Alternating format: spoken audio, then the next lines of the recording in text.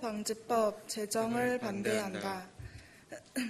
정부와 여당은 9.11 테러가 발생한 2001년부터 줄기차게 테러 방지법 제정 시도가 있어져 왔음에도 불구하고 아직까지 제정되지 못하고 있는 이유를 분명히 인식하여야 한다.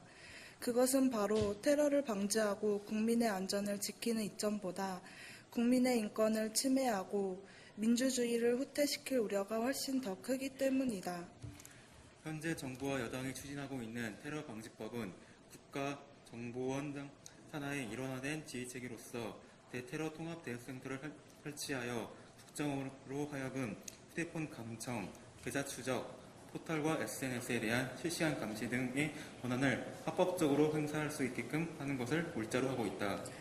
다시 말해 지금도 선거 개입 및 불법 도감청을 통한 민간인 사찰 의혹에서 자유롭지 못한 국정원의 헌법을 초월하여 언제든지 개인의 자유를 억압하고 통제할 수 있는 무소불위의 권한을 부여하겠다는 것이다.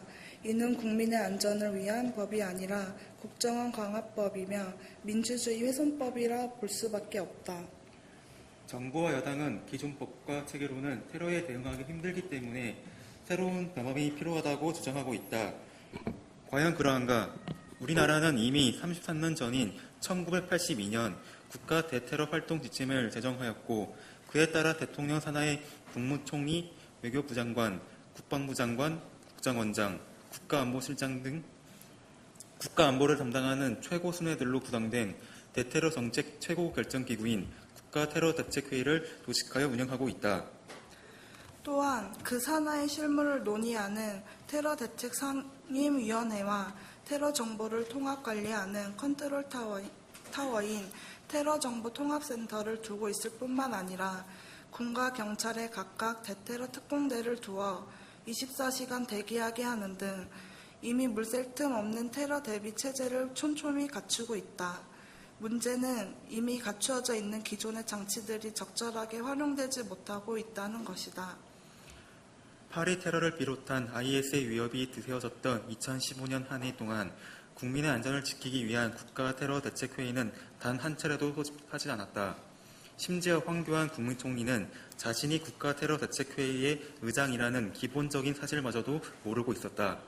이렇듯 마땅히 다해야 할 책임을 다하지 않은 채 테러 방지법 제정만에 매달리는 이율배반적인 모습을 볼 때 우리는 테러 방지법의 목적이 국민 안전이 아니라 정권 유지에 있는 것이 아닌가 하는 의구심을 갖지 않을 수 없다. 한국기독교교회협의회는 어떠한 경우에도 국가 권력에 의해 국민의 자유가 침해되어서는 안 된다는 점을 분명히 밝히며 민주주의의 온전한 실현을 위한 기도의 행진을 계속해서 이어나갈 것이다. 한국기독교회협의회 정의평화위원회